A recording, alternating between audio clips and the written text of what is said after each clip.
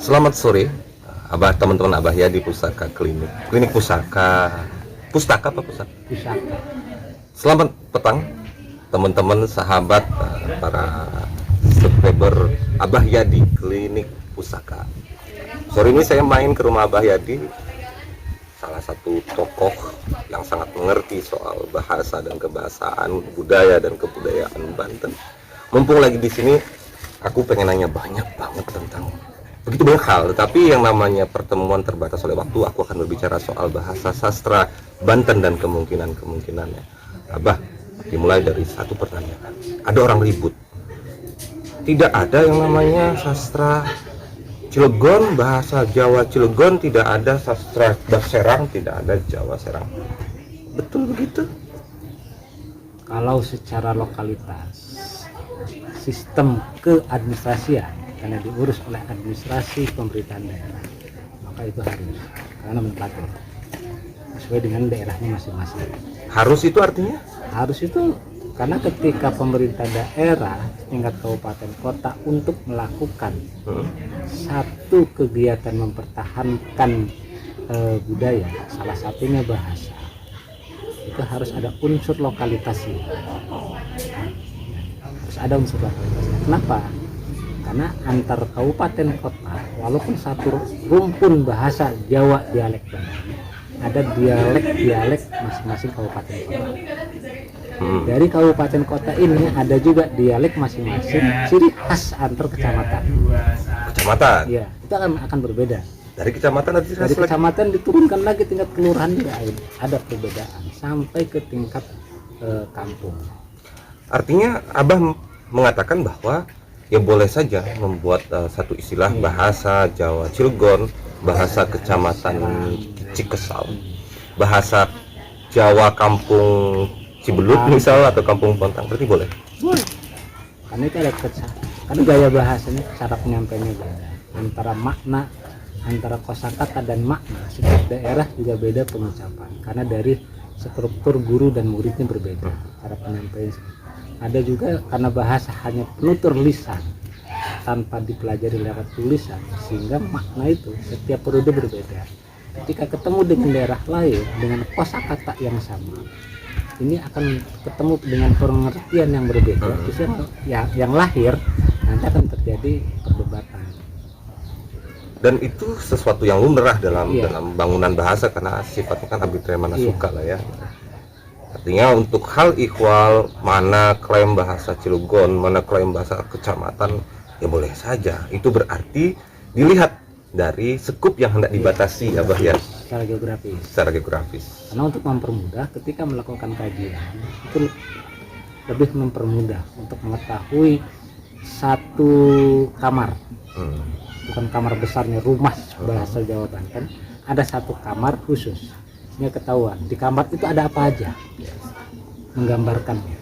Pantas Allah tuh bilang ya, aku jadikan kalian bersuku-suku berkaum-kaum agar saling mengenali ya. Emang kalau nggak dibuat gitu kita nggak kenal ya. Lu namanya siapa? Manusia.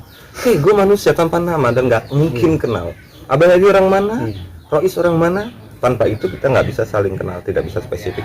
Itu pembuka, menjawab kegalauan masyarakat pengguna bahasa daerah di Banten. Alhamdulillah Abah, orang-orang sudah mulai tertarik untuk berbicara itu. Dan tidak malu lagi. Nggak malu lagi menggunakan bahasa itu. Ini adalah satu kabar gembira walaupun kita punya PR besar untuk dapat membuat bangunan bahasa yang terkodifikasi ya. Padahal tahun 80-an 90-an ayu sih ngomong Jawa. Padahal si ngomong Jawa. Saya ngomong Cilegon sih ngomong. Wah, ayu bocah kun. Tapi bahasa Jawa aja. Nah itu kan menurunkan harga diri sendiri. Gitu. Artinya kita sudah sampai pada fase yang menggembirakan ya. Abah, kalau berbicara soal bahasa kan sangat luas ya, sangat luas. Di kalangan para pegiat sastra, walaupun sampai saat ini belum ada yang menerbitkan buku sastra berbahasa daerah Banten kecuali saya, klaim ya. Gimana sebetulnya bangunan sastra di masa lampau? Ada kan yang prosa, ada yang syair. Entah itu saya sendiri belum cek dia bentuknya syairnya apa. Abah bisa terangkan seperti apa ya? Kalau dalam bentuk prosa hampir rata-rata itu karya sastra dalam bentuk cerita sejarah. Cerita sejarah. Epik, teman-teman. Ya, jadi cicik lah kalau dalam bahasa Eropanya carbon copy, menulis sesuatu latar masa lalu. Sebentar teman-teman, ada istilah karbon kopi. Karbon kopi itu berarti berlatar sosial sejarah. Iya, sosial budaya. Saat ini, ketika sastrawan menulis saat ini menggambarkan detil seperti layaknya kamera merekam. Nanti ketika 10-15 tahun atau 100 tahun yang akan datang, orang membaca seakan-akan masuk di dalamnya. Iya. Jadi masanya bukan saat ini. Beda dengan sastrawan hari ini, itu masa yang akan datang dirancang di hari ini. Itu sastrawan Eropa menghayal. Sastrawan Nusantara, sastrawan khususnya di tanah Jawa, lebih khusus lagi di Banten, itu adalah menjelaskan sesuatu di daerah sendiri, menggambarkan sesuatu untuk kepentingan yang akan datang. Oke, lanjut tadi Abah Ya. soal prosa dan sajak yang berkembang di masa lalu. Dalam karya-karya sastra, untuk karya sastra bentuk syair yang selawatan di masjid segala macam hari ini, itu dikenal dengan istilah selawatan. Soal itu karya sastra keagamaan. Ada juga yang karya sastra yang bentuk macapat, yang bentuk tembang, dan dikembangkan jadi dilantunkan dengan senandung. Ada tembang wawacan yang dikenal dengan istilah babat Banten atau istilah babat wawacan paras nabi, wawacan biografi, itu kan ditulis dalam karya sastra. Wawacan itu dilantungkan dengan nada dalam bentuk pupuk macapat kalau istilah Jawa, pupuk Asmarandana, terus Burma, Asmarandana, Kinanti, Sinum, Dangdang Gula sampai Durma. Di Banten hampir ada sekitar 12 sampai 17 untuk pupuk untuk menarasikan sebagai alur. Karena ketika dipentaskan irama rebab dalam seni ugruk, irama rebab dan gambar ketika berubah menjadi durma yang asalnya Asmarandana, itu berubah pemain itu dengan sendirinya walaupun tanpa menghafal naskah di permainan teater ketika dipentaskan. Sebentar, teman-teman, yang dimaksud Durma itu adalah karya sastra yang bernuansa kemarahan, sedangkan Asmarandana itu adalah karya sastra yang bernuansa romantik. Jadi tadi Abah bilang nuansa musiknya juga akan berubah secara kontras ketika orang udah tahu, oh ini masuk ke Durma, oh ini masuk ke Asmarandana. Mungkin kalau di Asmarandana, kula maring andi ke kedemen-demen mimiti anu geus angaran tembang Asmarandana tembange nyaritakan sejarah supaya pada roga pindah ke Durma. Pindah ke Durma itu bicara tentang pertempuran, tentang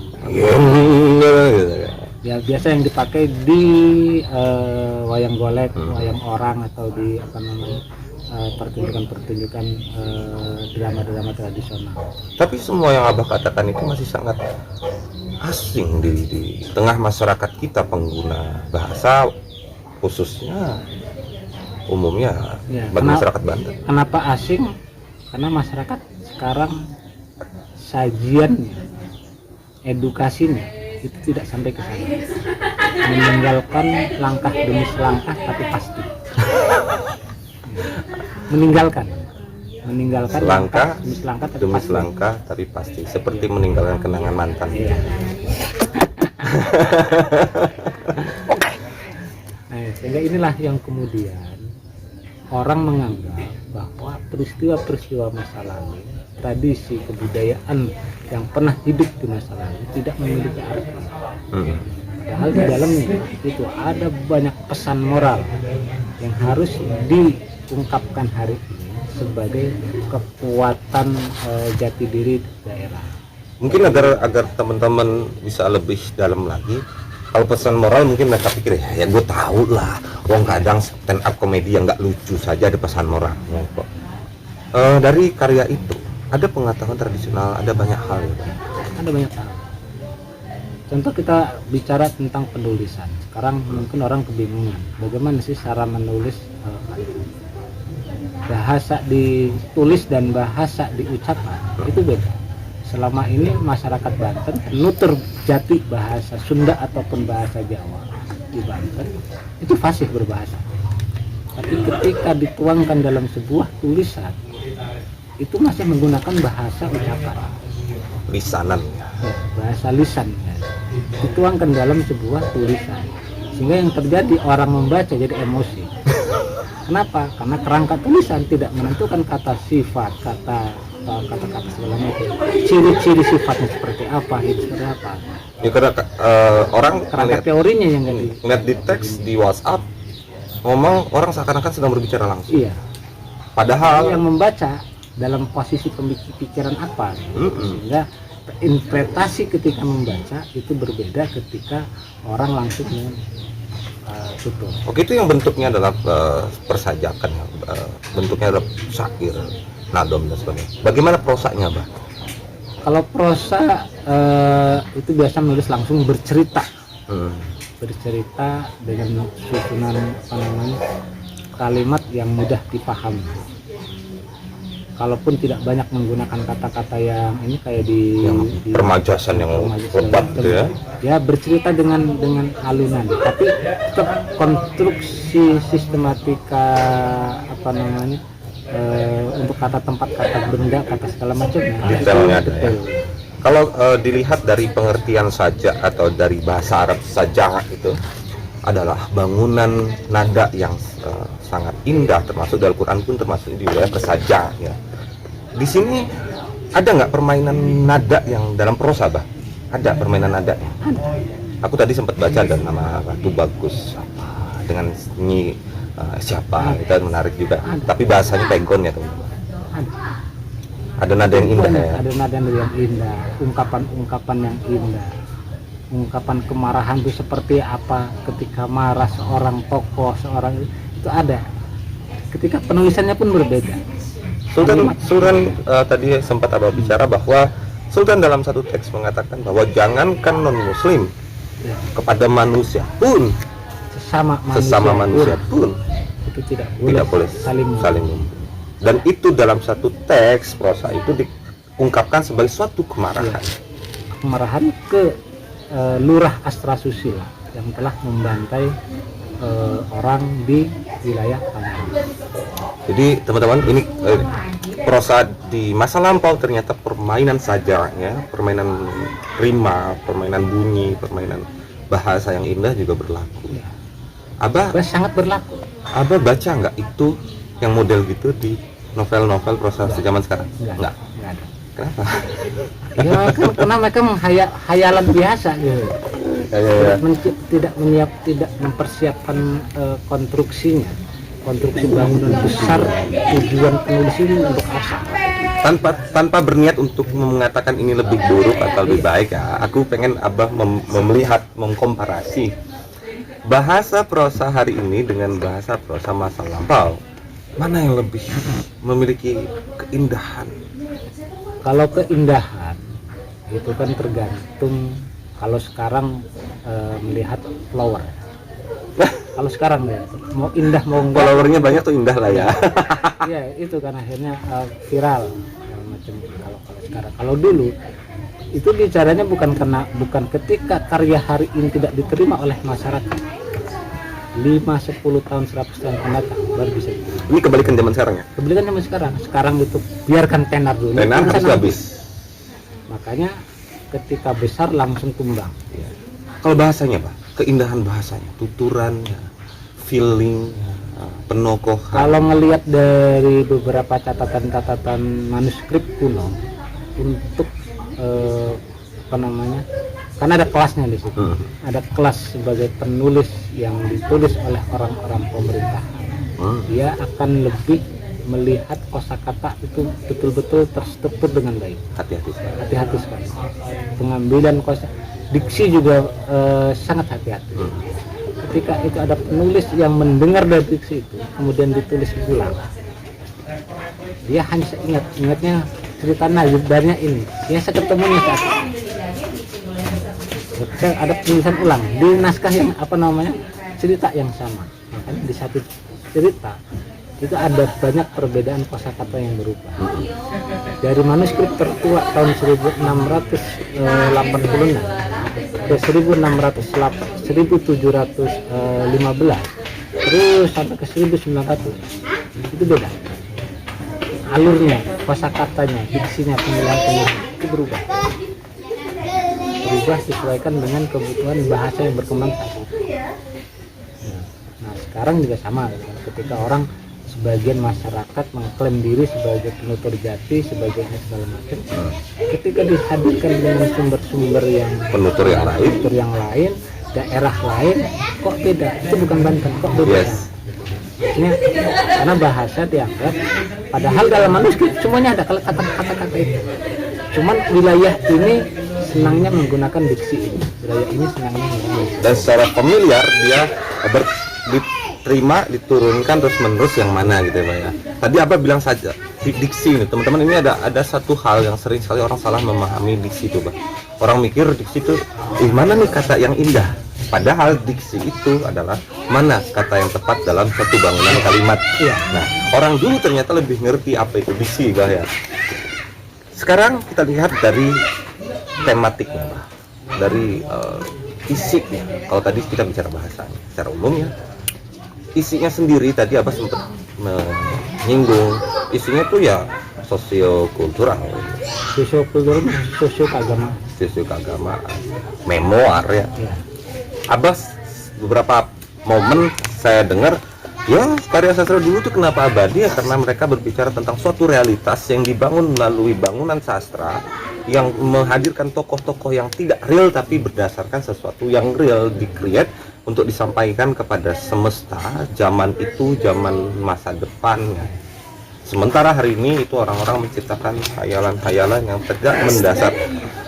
Sebagai seorang budayawan tentu kita tidak bisa berbicara dalam perspektif sastrawan, tapi Abah sebagai seorang budayawan mengoleksi begitu banyak naskah sastra. Apakah memang perlu menyampaikan itu dalam karya sastra, Abah? Ya harus. Kenapa kondisi hari ini kalau nggak disampaikan lewat tulisan, nanti dianggap justru karena kehilangan generasi tentang dunia tulis menulis. Kenapa? Karena setiap periode itu kalau kehilangan satu tokoh itu dianggap buah periode adalah periode kematian. Oh, Banten itu periode kematiannya itu 2 abad. Tahun 1818 sampai tahun 1900, 1 abad lebih ya, 1 abad setengah itu kehilangan generasi.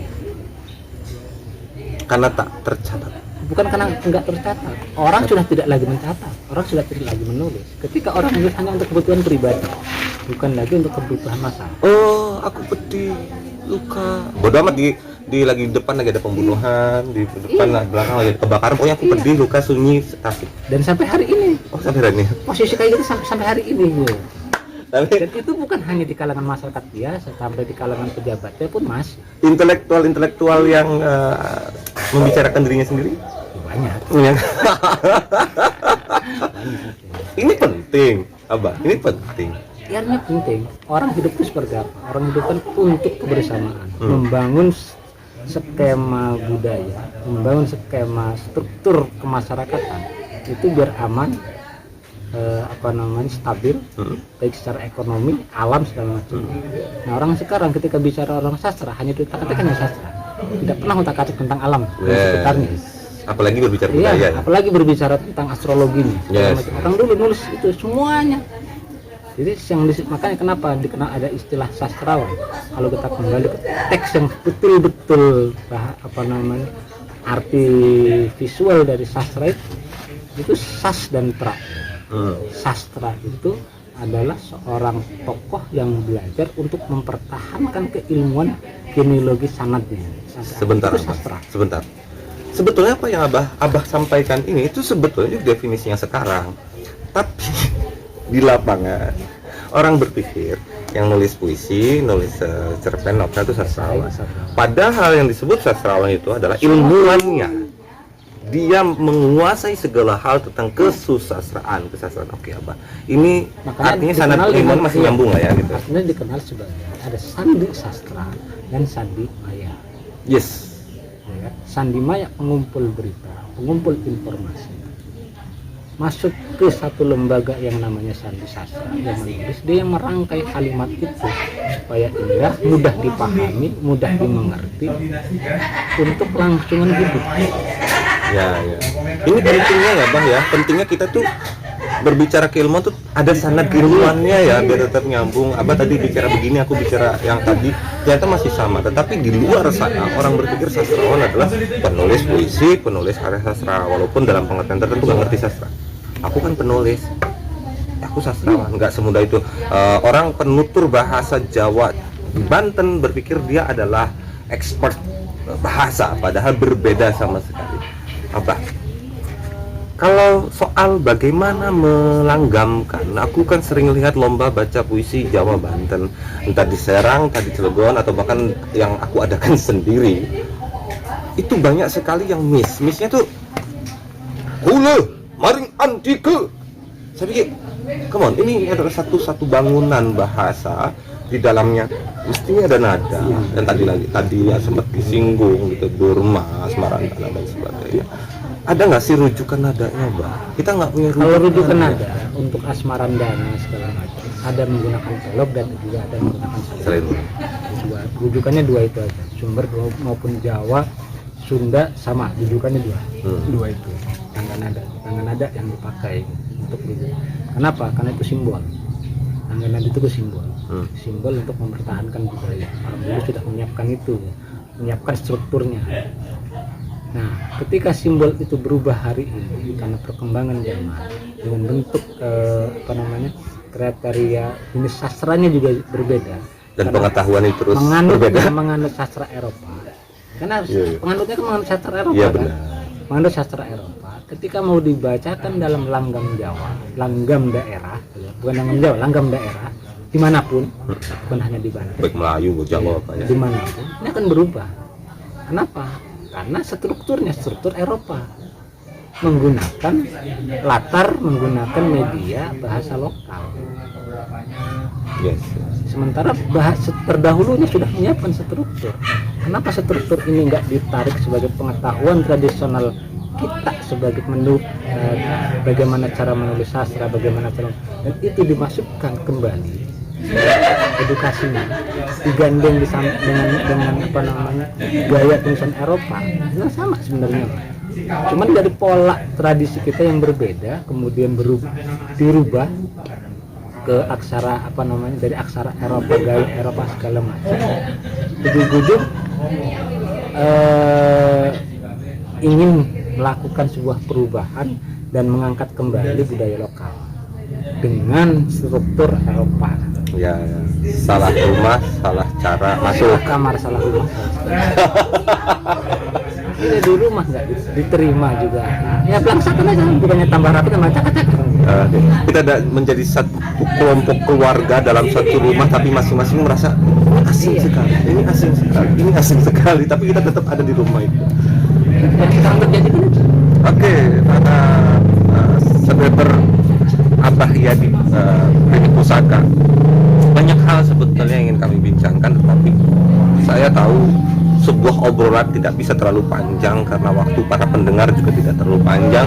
Di sisi yang lain juga cara orang menyimpan satu informasi kan nggak sama, Mbak ya. Mungkin next time kalau saya main lagi ke rumah Abah Yadi, saya akan ngulik lagi soal bagaimana nada-nada dalam karya sastra. Tadi sempat disampaikan yang syair apa, yang prosa apa, isinya apa. Nanti kita harus berbicara nadanya seperti apa, contoh-contohnya seperti apa. Tadi sempat disampaikan oleh Rob, itu bisa. Saat ini kita akan cukupkan apa yang ingin Abah sampaikan sebagai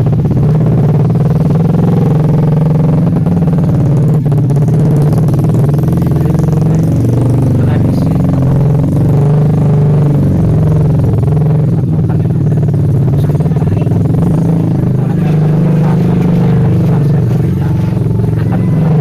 sifat kita, daerah kita, psikologi kita, sehingga untuk mengetahui, bahkan bisa untuk mengetahui karakter orang lain. sifat orang lain dari mana asal, dari mana segala macam, nah, itu akan saling menghargai. Tapi kalau kita hanya pengakuan tanpa identitas, justru yang ada justru hanya kenal kesombongan. Gitu ke? Gitu ke. Oke teman-teman, sampai jumpa. Assalamualaikum warahmatullahi wabarakatuh.